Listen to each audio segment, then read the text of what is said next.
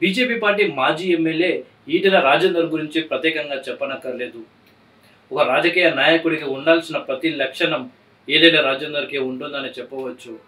ఆయన ఏ పార్టీలో ఉంటే ఆ పార్టీ గురించి గొప్పగా మాట్లాడడం, ఇతర పార్టీల గురించి, ఇతర పార్టీల నాయకులపై, ఆ పార్టీలపై ఆరోపణలు చేయడం, అదే మళ్ళీ ఆయన ఏదైనా ఉప ఎన్నికల్లో కావచ్చు, ఎన్నికల్లో కానీ నిల్చున్నప్పుడు ఆయన ఆపోజిషన్ పార్టీ ఏదైతే ఉంటుందో బలంగా ఎదుర్కోవడం, బలంగా విమర్శలు చేయడం, ఆ తర్వాత మూడవ ప్లేస్లో ఉండే అవకాశాలు ఏ పార్టీకి అయితే ఎక్కువగా ఉంటుందో ఆ పార్టీతో కొంచెం కలిసిపోవడం కానీ చేస్తూ ఉంటారు. మనం హుజూరాబాద్ ఉప ఎన్నికను గమనిస్తే బీఆర్ఎస్ పార్టీకి రాజీనామా చేసి బీజేపీలో చేరిన ఈటెల రాజేందర్ ఎన్నికల్లో ఎలాగైనా గెలవాల్సిన పరిస్థితి ఏర్పడ్డది.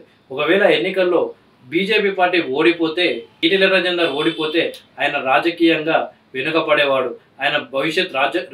ఆయన భవిష్యత్తే అంధకారమయ్యే అవకాశం కూడా ఉండేది. కానీ అదృష్టవశాత్తు హుజూరాబాద్ ఉప ఎన్నికల్లో గెలిచాడు ఈటెల రాజేందర్. అయితే ఎన్నికల్లో బీఆర్ఎస్ అలాగే బీజేపీ మధ్య తీవ్ర పోటీ ఉన్నది. అయితే కాంగ్రెస్ పార్టీ కూడా చాలా బలంగా ఉన్నప్పటికీ 2018 ఎన్నికల్లో కాంగ్రెస్ పార్టీ తరఫున పోటీ చేసిన పాడి కౌశిక్ రెడ్డి కాంగ్రెస్ పార్టీకి రాజీనామా చేసి బీఆర్ఎస్ పార్టీలో చేరడంతో ఒక బలమైన నేతను ఇతర నియోజకవర్గాల నుండి తీసుకువచ్చి హుజూరాబాద్లో నిల్చోబెడదామని కాంగ్రెస్ పార్టీ అధిష్టానం ఆలోచించినా కానీ ఇప్పుడు హుజూరాబాద్ ఉప ఎన్నికల్లో కాంగ్రెస్ పార్టీ గెలిస్తే మనకు వచ్చేది లేదు, పోయేది లేదు. కానీ బీఆర్ఎస్ పార్టీ మాత్రం హుజూరాబాద్ ఉప ఎన్నికల్లో గెలవద్దు, అసలు ఏ ఉప ఎన్నికల్లో కూడా తెలంగాణ రాష్ట్రంలో బీఆర్ఎస్ పార్టీ గెలవద్దు అని చెప్పేసి ఎన్ఎస్యూఐ స్టేట్ ప్రెసిడెంట్ అయిన బల్మూర్ వెంకట్ని అప్పుడు హుజూరాబాద్ ఉప ఎన్నికల్లో నిల్చోపెట్టింది కాంగ్రెస్ పార్టీ. అయితే ఆ యొక్క ప్రచారంలో కావచ్చు, హుజూరాబాద్ ఉప ఎన్నిక ప్రచారం మొత్తంలో కాంగ్రెస్ పార్టీ ఎక్కడ కూడా ఈటెల రాజేందర్ని విమర్శించలేదు. కాంగ్రెస్ పార్టీ కేవలం బీఆర్ఎస్ పార్టీనే ఫోకస్ చేసింది. ఇక ఈటెల రాజేందర్ కూడా కాంగ్రెస్ పార్టీని ఫోకస్ చేయకుండా కాంగ్రెస్ పార్టీ వాళ్ళు కూడా ఆలోచించాలి, కేసీఆర్ నియంతృత్వకు నాకు జరుగుతున్న పోరు, కేసీఆర్ని గద్దెదించాలంటే ఇది సరైన సమయం, కాంగ్రెస్ నాయకులు కూడా ఆలోచిస్తారు, ఆ పార్టీ కార్యకర్తలు కూడా నాకు అండగా ఉంటారు అని చెప్పేసి కాంగ్రెస్ పార్టీ గురించి అంత గొప్పగా చెప్పిన ఈటెల రాజేందర్ మొన్న జరిగిన అసెంబ్లీ ఎన్నికల్లో మాత్రం ఈటెల రాజేందర్ ఓడిపోవడం జరిగింది.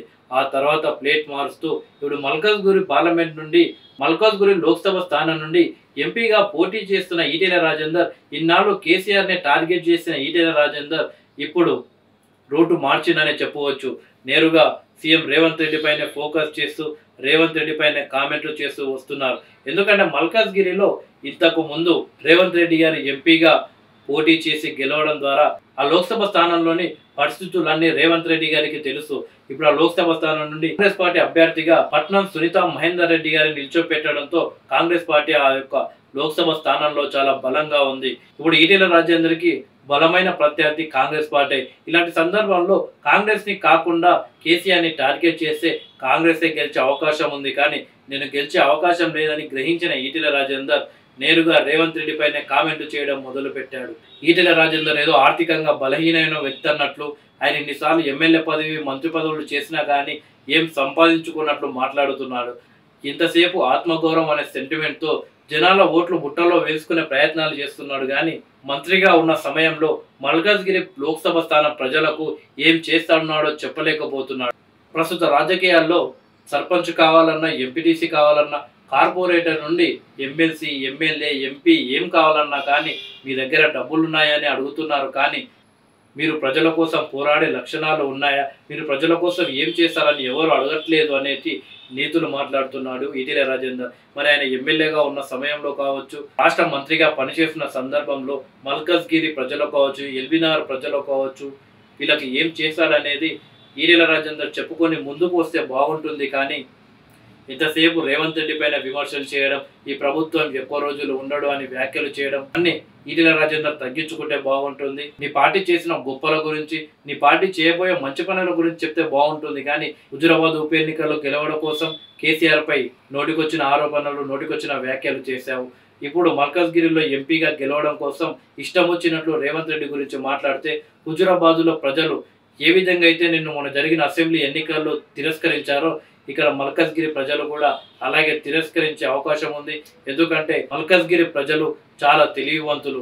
వాళ్ళు జాతీయ రాజకీయాలు ఎలా నడుస్తున్నాయి, జాతీయ రాజకీయాల్లో నరేంద్ర మోడీ గారు ఎలాంటి డిసిషన్ తీసుకుంటారు, తెలంగాణలో బీజేపీ ఎలా ఉంది, బీజేపీని గెలిపించడం వల్ల తెలంగాణకు లాభమా కాదా, కాంగ్రెస్ని గెలిపిస్తే లాభమా లేదా బీఆర్ఎస్ పార్టీని గెలిపిస్తే లాభమా, అలా ప్రతి ఒక్కటి వాళ్ళు ఆలోచించి ఓట్లు వేస్తారు. వాళ్ళు ఆలోచించి ఓట్లు వేసినందుకే 2019 ఎంపీ ఎన్నికల్లో కాంగ్రెస్ పార్టీ అభ్యర్థిగా కొడంగల్లో ఎమ్మెల్యేగా ఓడిపోయినా కానీ మల్కాజ్గిరిలో రేవంత్ రెడ్డి గారిని ఎంపీగా గెలిపించుకున్నారు మల్కాజ్గిరి ప్రజలు. అలా ఎమ్మెల్యేగా ఓడిపోయి మల్కాజ్గిరి వచ్చిన ప్రతి ఒక్కరిని ఎంపీగా గెలిపించుకుంటారని నువ్వు అనుకోవచ్చు. బట్ అలా గెలిపించుకోరు ప్రతి ఒక్కరిని. వాళ్ళలో పోరాడే శక్తి ఉంటేనే, ప్రజల కోసం నిజాయితీగా పనిచేసేనే, ప్రభుత్వంలో ఉన్న వాళ్ళతో ఎలాంటి సంబంధాలు లేకుండా నిక్కార్సుగా ప్రజల కోసం కొట్లాడితేనే మల్కాజ్గిరి ప్రజలు గెలిపిస్తారు. నువ్వు పదే పదే బీఆర్ఎస్ పార్టీ అలాగే కాంగ్రెస్ పార్టీ కలిసిపోయాయని వ్యాఖ్యలు చేస్తున్నావు. ఒకవేళ వీళ్ళిద్దరు కలిసిపోయే అవకాశాలే ఉంటే హుజురాబాద్ ఉప ఎన్నికల్లో నిన్ను ఎలానన్నా ఓడించేవాళ్ళు. కానీ ఓడించకుండా నీ గెలుపుకు కొంచెం అంతో ఇంతో కాంగ్రెస్ పార్టీ అప్పుడు సహాయం చేసిందని చెప్పవచ్చు. అలా నీకు సహాయం చేసిన కాంగ్రెస్ పార్టీపై నోటికి వచ్చినట్లు మాట్లాడడం అనేది ఎంతవరకు కరెక్ట్ ఈటెల రాజేందర్ ఆలోచించుకోవాలి. నువ్వు ఇలానే వ్యాఖ్యలు చేసుకుంటూ పోతే కాంగ్రెస్ పార్టీ కార్యకర్తలు నేను ఎలాగైతే హుజురాబాద్లో గెలిపించడానికి సహాయపడ్డారో అంతకు మించి అన్ని లోక్సభ స్థానాల కంటే మల్కాజ్గిరి తప్పకుండా గెలవాలి అనే కంకణం పట్టుకొని రాష్ట్ర వ్యాప్తంగా ఉన్న కాంగ్రెస్ పార్టీ కార్యకర్తలు వచ్చి మల్కాజ్గిరిలో పనిచేసి మరి కాంగ్రెస్ పార్టీని గెలిపించుకుంటారు. నీకు మొన్న పట్టిన గద్దె పట్టి హుజురాబాద్లో ఏ రకంగా అయితే ఓడిపోయావో మల్కాజ్గిరిలో కూడా అదే విధంగా ఓడిపోతావు ఈటెల రాజేందర్ అని గుర్తుపెట్టుకో.